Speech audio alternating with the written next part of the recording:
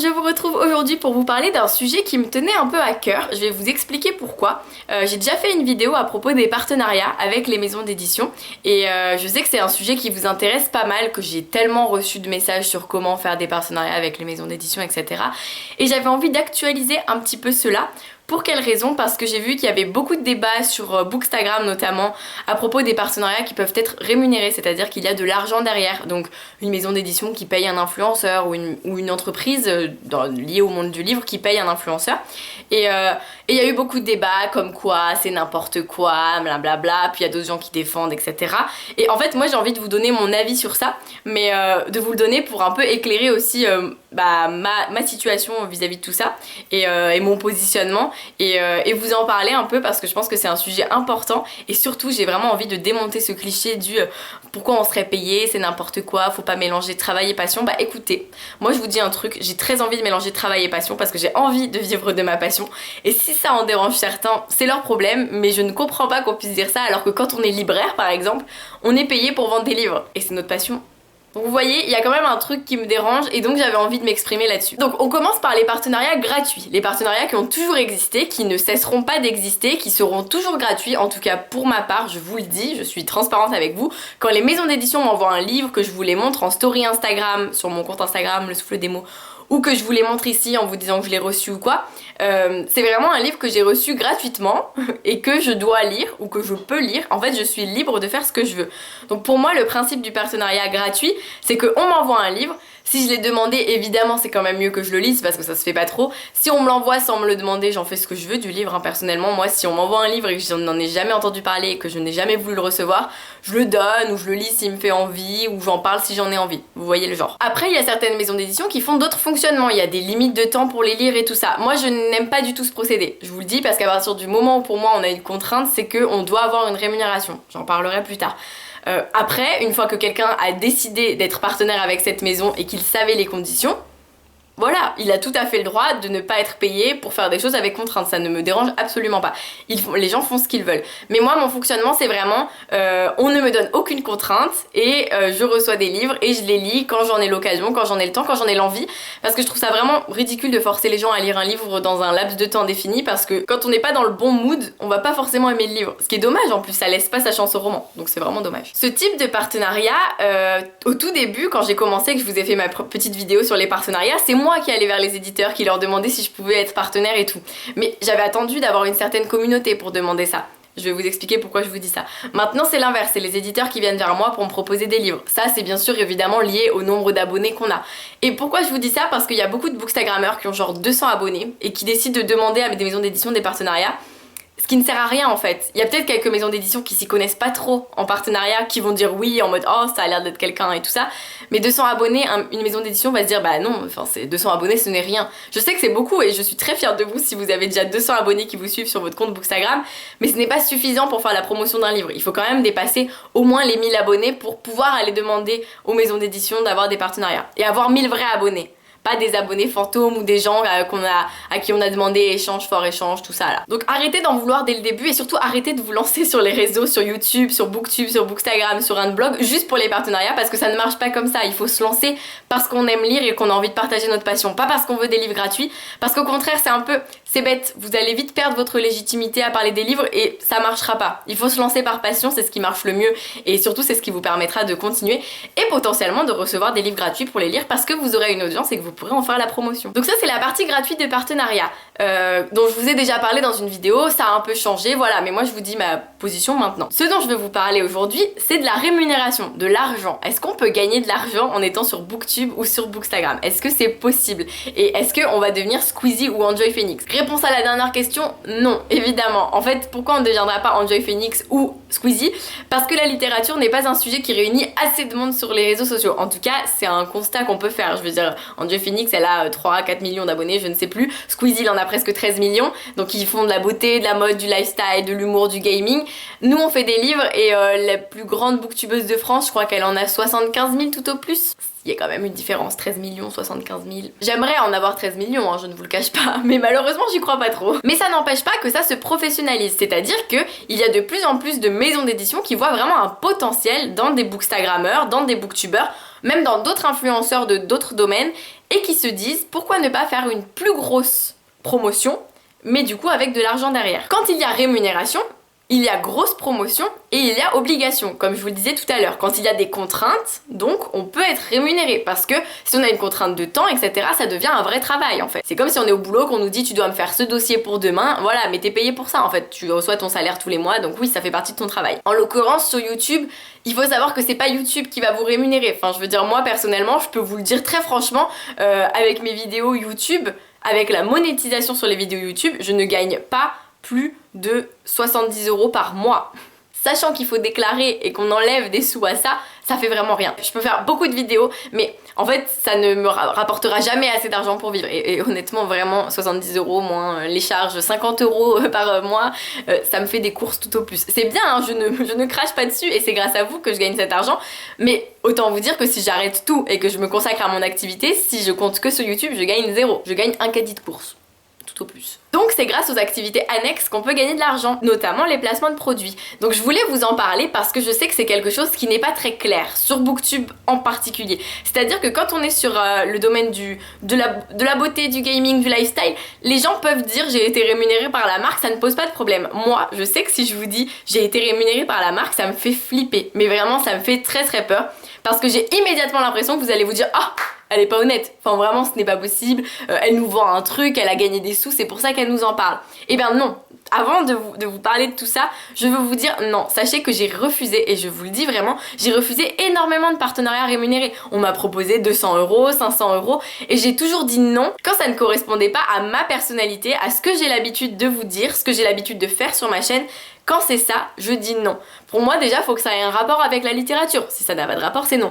Quand c'est des e-books, je dis non parce que je ne lis pas en e-book. Donc je vais pas m'inventer la passion pour les e-books juste pour gagner de l'argent. Et vous allez tout de suite sentir que c'est pas, je suis pas légitime d'en parler. Quand c'est des genres qui sont différents des miens, par exemple, on m'a déjà proposé pour des mangas qui sont pas du tout dans mon style, j'ai dit non. En fait, si c'est un manga un peu chauveau, tout ça, moi j'aime bien, je veux bien. Mais si c'est un manga de guerre et tout, ça me plaît pas du tout. Ou du fantasy ou tout ça. Enfin, vous voyez. Donc vraiment, il faut savoir que on est légitime à être rémunéré à partir du moment où on respecte notre image, l'image qu'on vous véhicule, l'image qu'on vous donne. Et sachez que je vous le dis, j'ai toujours respecté l'image que je vous ai donnée. Toutes les activités rémunérées auxquelles j'ai participé, ça me plaisait. J'avais envie d'en parler et j'avais envie de vous le partager. Des fois, ça s'éloignait un petit peu de mes habitudes, mais ça ne changeait pas qu'il y avait un rapport avec la littérature et avec quelque chose que j'appréciais. Je ne me suis pas forcée à lire un manga de fantasy pour être payée, ou je ne me suis pas forcée à aller à un événement sur un nouveau rouge à lèvres pour être payée. Non, non, je n'ai jamais fait ça. Normalement, la loi nous oblige à être très précis sur les partenariats en fait, et c'est vrai que personne ne le fait vraiment. En fait, la loi nous oblige à le dire. Mais on a des petits trucs qui font qu'on peut le dire de manière plus subtile, genre un petit hashtag sponsorisé, un petit hashtag partenariat, mais c'est tellement ambigu en vérité sur Instagram. Vous imaginez hashtag partenariat, on sait pas si c'est un service de presse ou si c'est... Voilà. Donc pour moi, les services de presse, ça doit rester quelque chose de gratuit. Hein. Vraiment, ça a toujours été comme ça. Les journalistes reçoivent des SP aussi de manière gratuite. Il n'y a pas de raison qu'on soit payé pour recevoir un SP. Par contre, à partir du moment où on va faire une promotion poussée, c'est-à-dire où l'éditeur va nous dire « Bah écoute, je t'envoie le livre, j'aimerais beaucoup que tu fasses une vidéo juste sur ce livre, que tu fasses une photo sur ce livre à telle date et que tu organises un concours où les gens doivent s'abonner à notre compte Instagram ou quoi », à partir de ce moment-là, mais évidemment qu'on va être payé. Enfin, je veux dire, c'est évident, on nous demande vraiment un travail avec vraiment de la création de contenu qui est importante. Et dans les sommes, c'est assez élevé. Alors sachez qu'un YouTuber lifestyle, genre un YouTuber avec 1 million d'abonnés, pour ce genre de truc, il va demander genre 10 à 15 000 €, voire plus. Donc voilà, pour vous montrer un peu l'étendue des sommes. Nous, sur Booktube, c'est quand même beaucoup plus... chill. Il y a pas mal d'articles qui en parlent. Il y a un article de Livre Hebdo notamment que je vais vous mettre en barre d'infos qui parle de tout ça et qui explique que nous sur Booktube ça va plus être autour de 1 000 € ce genre de promotion, c'est-à-dire une vidéo, une promotion sur les réseaux sociaux, tout ça. Encore une fois, ça peut vous paraître énorme 1 000 € et je comprends, mais pour vous développer un peu tout ça, ce genre de partenariat on n'en a pas tous les jours. Donc moi si on me le propose, je vais dire ok, Je vais le faire pour dans 3 semaines, donc les 1000 euros je les touche pas du tout tout de suite. Je vais tout faire, la création de contenu et tout, ça va me prendre du temps. Je vais poster sur les réseaux, tout ça. Puis je vais finir par toucher les 1000 euros. Mais en fait, 1000 euros quand on est auto-entrepreneur, honnêtement j'en redonne sur 1000 euros, j'en redonne facile 200 à l'État. Ça me fait 800 euros. Ok, j'ai 800 euros que j'empoche. Mais si j'ai un seul truc comme ça par mois, 800 euros, je pense que vous êtes tous au courant que c'est plus bas que le SMIC et que c'est difficile de vivre avec. Sachant que je n'ai même pas ce genre de partenariat une fois par mois. Donc c'est pour vous montrer que ça paraît énorme, mais en fait, dans le monde du livre, non, il faut accepter. Déjà, il faut savoir que si un youtubeur lifestyle demande, ou une youtubeuse lifestyle demande 15 000 balles, nous, 1000 balles, ça va. Ils se ruinent pas, quoi. Nous, par contre, on peut galérer un peu pour réussir. Alors que si on faisait du lifestyle, du coup, on gagnerait. On pourrait faire un truc par mois, ça suffirait. Mais bon, je ne critique pas les gens lifestyle qui, eux, ont très certainement d'autres dépenses à faire et c'est totalement un autre monde et je ne m'y connais pas. Donc voilà, moi, pour être vraiment très transparente avec vous, j'en ai fait des partenariats rémunérés et je vous l'ai toujours dit. Je l'ai dit que c'était en partenariat avec. J'ai peut-être pas été assez claire en vous disant je suis payée pour vous faire ça. J'aimerais savoir que vous me disiez en commentaire si ça vous choquerait que je dise en tout début de vidéo ou à la toute fin, voilà cette vidéo en fait j'ai été payée pour vous la faire mais ça ne change absolument pas mon honnêteté. Est-ce que ça vous choquerait? Est-ce que vous vous direz que je suis pas honnête? Enfin j'aimerais bien savoir en fait parce que j'en ai fait plusieurs. Vous savez mon interview avec Olivier Adam c'était rémunéré parce que je me suis déplacée, j'ai interviewé l'auteur, ça a duré longtemps, après il a fallu que je fasse le montage, que je le poste, que je fasse de la promo sur mes réseaux sociaux. Pour moi c'est un placement du produit livre en fait. Je l'ai fait pour la box, pour des box littéraires, j'ai toujours été rémunérée quand je reçois des box littéraires parce que c'est du placement de produit. Il faut partir du principe que vous allez recevoir quelque chose, vous allez faire une promo tout autour, vous allez y passer beaucoup de temps.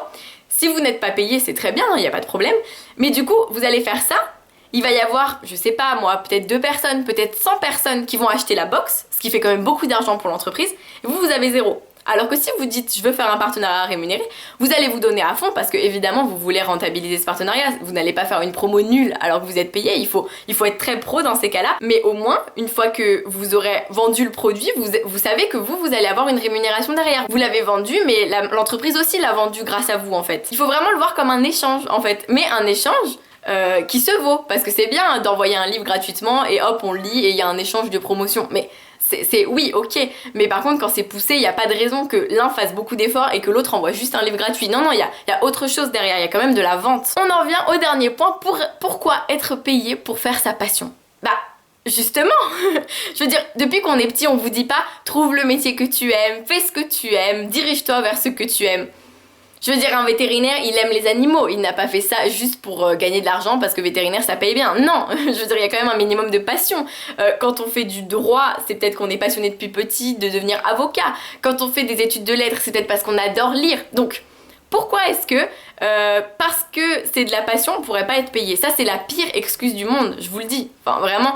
Et en fait, aussi, il faut que les gens prennent conscience que pourquoi est-ce qu'on nous paierait alors que c'est quelque chose qu'on aime faire? En fait, pourquoi on ne vous paierait pas du coup en fait, trouvez-moi une raison, parce qu'en fait vous avez investi du temps dans la promotion de quelque chose, vous avez fait ce que tout le monde fait depuis la nuit des temps en étant payé, c'est-à-dire les journalistes, c'est-à-dire les gens à la télévision, mais vous c'est gratuit et vous avez le droit, c'est tout à votre honneur, je ne critiquerai jamais les gens qui le font gratuitement. Par contre, ce que je critique, c'est de faire une promo poussée, d'avoir des contraintes et de ne pas être payé alors que vous devriez l'être. C'est un métier, c'est un travail en fait que vous effectuez, que la plupart des youtubeurs gagnent énormément d'argent grâce à ça. Et vous non en fait. Donc moi mon avis il est très clair, très simple, on fait ce qu'on veut sur Booktube, sur Bookstagram, sur nos blogs, vraiment il n'y a pas de problème, on fait ce qu'on veut. Moi je gagne beaucoup d'argent à côté grâce à mes ateliers Booktube, mes interventions à des tables rondes, mes participations à des salons, donc ça aussi c'est une source de rémunération. Je ne gagne pas assez pour vivre, sachez-le, alors que pourtant je me déplace beaucoup. Je vais dans d'autres villes, je prends le train, je passe énormément de temps à faire ça. Vous voyez, je fais 35 heures par semaine à Flammarion Jeunesse, à la fac, et après le week-end, hop, je vais dans une ville autre part en France, donc c'est compliqué quand même, c'est un rythme à gérer. Après moi j'ai fait le choix de le faire et je ne m'en plains absolument pas, mais je vous le dis, l'argent que je gagne ne me suffirait pas à vivre. Heureusement que j'ai ma première activité professionnelle qui est d'être apprentie pour l'instant chez Flammarion Jeunesse, parce que si j'avais pas ce salaire j'aurais pas du tout de quoi vivre. Et c'est important de le dire en fait, parce que voilà, faut pas croire que parce qu'on est rémunéré on devient les richoux de Booktube. Non, jamais, enfin je veux dire vraiment, il faut oublier ça, et il faut jamais croire aussi que parce qu'on est rémunéré on n'est pas honnête. En tout cas moi, sachez-le, je vous le dis, je vous le dis, je n'ai jamais accepté quelque chose qui sortait de mes habitudes, qui sortait de ce que j'apprécie, qui sortait de que je veux vous vendre, mais de ce que je veux vous vendre parce que j'ai envie de le partager avec vous et pas parce que j'ai envie que vous dépensiez votre argent. Je voulais éclairer ma position là-dessus parce que je pense que c'est pas toujours clair et j'ai fait mon mémoire sur Bookstagram, j'ai parlé de la rémunération dedans et je me suis rendu compte que oui, ma position n'était pas claire en fait et que je devrais vous le dire. À la fin, je devrais vous dire c'est un partenariat rémunéré avec telle marque et je vais le faire à présent. J'espère que ça ne vous fera pas fuir, j'espère que voilà, vous ne partirez pas en courant. En tout cas, sachez que ça fait déjà 2 ans que ça m'arrive de le faire et que vous n'êtes pas parti en courant parce que je pense que vous avez vu que j'étais honnête et qu'il n'y avait rien de faux dans ce que je vous disais, et bah ça ne changera pas. Je continuerai à refuser les partenariats qui ne me correspondent pas, je continuerai à ne jamais vous mentir sur ce dont je vous parle. Et ça vient conclure sur un petit point, c'est qu'en fait, comment ça se passe si on n'aime pas le livre? Est-ce qu'on ne va pas se forcer à aimer le livre pour être payé? Bah sachez que non justement. Si on me propose un livre, il a l'air trop bien, je veux faire le partenariat.